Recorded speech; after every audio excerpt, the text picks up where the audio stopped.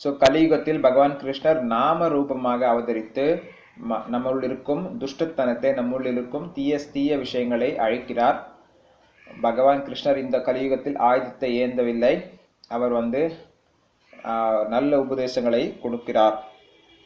மற்ற யுகங்களில் நல்ல உபதேசத்தை கொடுப்பதில்லை, அவர் தண்டனை செய்தார், தண்டித்தார். பார்த்தீர்களானால் தனது ஆயுதத்தை ஏந்தி துஷ்டர்களை தண்டித்தார், தீயவர்களை தண்டித்தார். ஆனால் கலியுகத்தில் தீயவர்களை நல்வழி கொண்டுவதற்காக ஒரு குருவை போன்று நல்லுபதேசத்தை வழங்கி வருகிறார். அதுவே இந்த பகவத்கீதை, ஸ்ரீமத் பாகவத புராணம், சைத்தன்ய சரிதாமிர்தம்.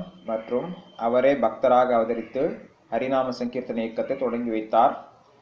அவ்வழியில் வருகிறார் நமது ஆச்சாரியர் அசபக்த ஸ்ரீல பிரபுபாத். அவர் இந்த பகவத்கீதையை ஆங்கிலத்தில் மொழிபெயர்த்திருக்கிறார். அந்த மொழிபெயர்ப்பு உலகம் முழுவதும் பரவியுள்ளது. பல்வேறு